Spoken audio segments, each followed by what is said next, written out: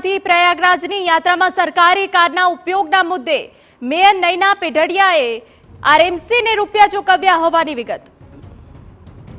મહિલા તરીકે એક જે ગરિમા જળવાવી જોઈએ એ ગરિમા જળવાણી નથી, એટલે આ એક ગંભીર વિષય હું ગણું છું કે હુકમ પ્રમાણે જઈ છી અને જે સત્ય છે એને સાથે લઈને જઈ છી, છતાં પણ આટલો બધો હોબાળો એક મહિલા તરીકે જ્યારે કરવામાં આવેલો છે તો એક મેયર તરીકે મહિલા બેઠા હોય તો એની ગરિમા જે જળવાવી જોઈએ એ ગરિમા છે એ જળવાણી નથી।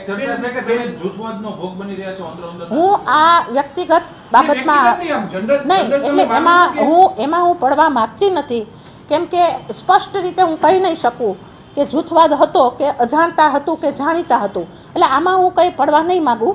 એટલે જે કઈ પ્રશ્ન પૂછવા હોય આપ બીજા પ્રશ્ન પૂછી શકો છો।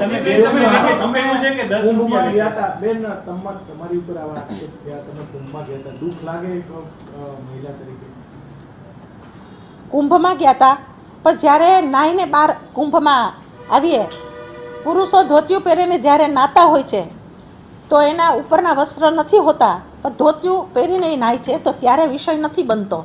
અમે તો સંપૂર્ણ ડ્રેસ સાથે માથે ઓઢીને સ્નાન કરેલું હતું કે હિન્દુ પરંપરા પ્રમાણે। તો આમાં એક ઇસ્યુ બન્યો છે।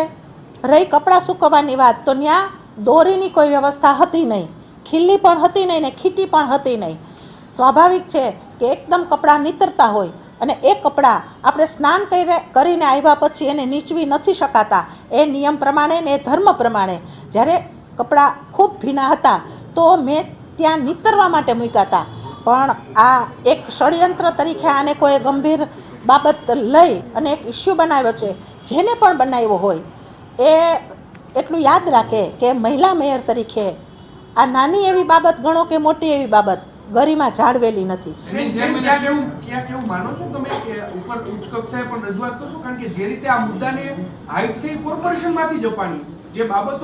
પત્રકારો તો કોઈ નિયમોથી અજાણ હોય, આ શું માનો છો તમે આને લઈને?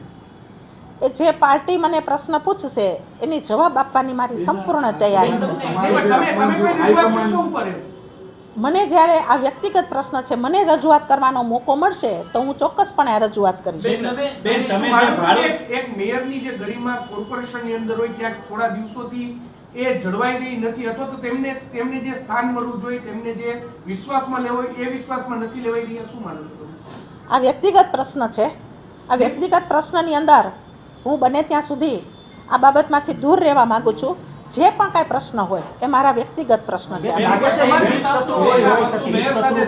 એટલે આમાં જે હોય, આપ તો પત્રકાર જગત છો, પણ આમાં જે કાંઈ હોય એમાં હું અંગત બાબતમાં હું કોઈના નામ પણ નહીં આપું અને જૂઠનું પણ નહીં કહું।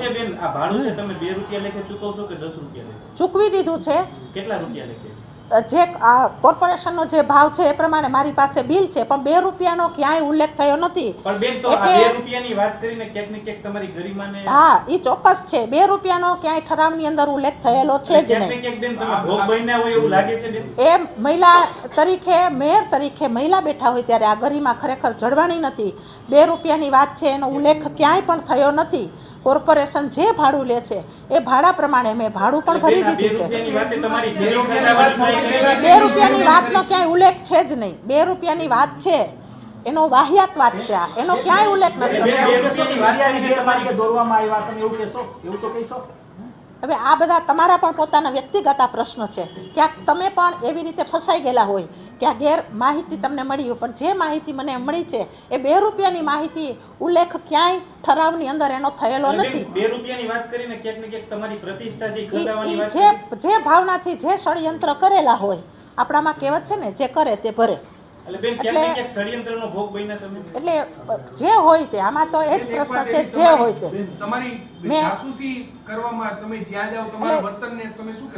પણ આ ચિત્ર જોતા અમે જ્યાં પણ રોકાણા હતા એ ફોટા ત્યાંના જ છે। હું કોઈની ભલામણ લઈ લેટર લઈને હું ગઈ નથી। મને જે સુવિધા મળી છે એ જે સામાન્ય નાગરિકને મળે એ જ સુવિધામાં હું ગઈ છું। ક્યાંય મેં ભલામણ લેટર કોઈનો લઈને ગઈ નથી અને મેં મારી વ્યક્તિગત ભલામણ ક્યાંય કરેલી નથી। જે સામાન્ય પબ્લિક સ્નાન કરે એવી જ રીતે મેં ઘણા બધા કિલોમીટર ચાલી અને અમે સાથે રહીને આ સ્નાન કરેલું છે. મને અંદરથી સ્નાન કર્યો એનો મને ખૂબ જ આનંદ છે કે જે દ્રશ્ય મને ત્યાં જોવા મળ્યું એ દ્રશ્ય કદાચ ભવિષ્યની અંદર આપણે જીવતા હોય કે ન હોય આવું દ્રશ્ય ક્યારેય જોવા નહીં મળે. પાછળના જે પ્રશ્ન છે એના માટે હું પૂરી રીતે લડવા માટે તૈયાર છું. બેન, તમે રાજકોટના પ્રથમ નાગરિક છો, તમે મેયર તરીકે નહીં, સામાન્ય માણસ તરીકે કહેતા, પણ આ કેવી દુઃખની વાત કહેવાય કે તમારી રેકી થાય છે બેન.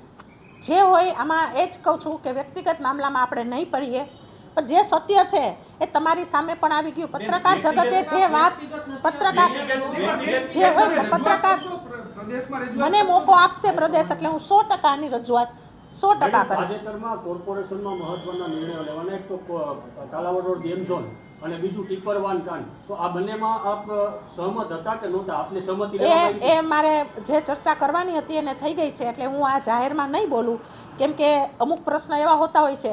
પણ તમે જ્યારે છાપાની અંદર આ માહિતી પ્રસરાણી 2 રૂપિયા પબ્લિકની અંદર આ જે મેસેજ ગયા છે એનું ખરેખર મને પણ એક દુઃખ છે કે પબ્લિક આ શું ઈચ્છે છે કે બેન 2 રૂપિયાની અંદર મુસાફરી કરે છે.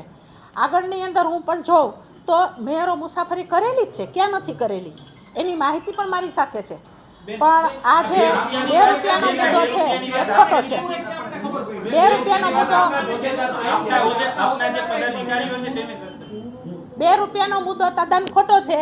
ઠરાવની અંદર જે ભાવ નક્કી કરેલા છે એ ભાવ હું ભરીને ગઈ છું અને પ્રજાને આ જે મેસેજ મોકલે જે છાપ પડી છે એ તદ્દન ગેરવ્યાજબી છે. આમાં અમારી ગરિમા પણ ખૂબ હણાણી છે. સત્ય છે એક જૂથ સતત નૈનાબેનને ટાર્ગેટ કરી રહ્યું એ છે. જે પણ હોય નહીં, તમે શું માનો છો? હું આમાં માનતી નથી પણ જે હોય એ જે કરે તે ભરે. ભાજપ શિસ્તબદ્ધ પાર્ટી છે. તમે પ્રદેશના આગેવાનો અથવા તો તમારા જે અહીંના હોદ્દેદારો છે એમને કોઈ જાણ કરશો કે આ રીતે વ્યક્તિગત રીતે તમારી ઉપર જે આક્ષેપ થયા અને આટલું બધું આવ્યું, તો આને લઈને તમે પ્રદેશમાં કે શહેર ભાજપના પ્રમુખ એમને જાણ કરશો બેન? મને જ્યારે પાર્ટીમાંથી પૂછવામાં આવશે તો હું ચોક્કસપણે મારી જે હકીકત હશે એ હકીકત હું ચોક્કસપણે રજૂઆત કરીશ. પણ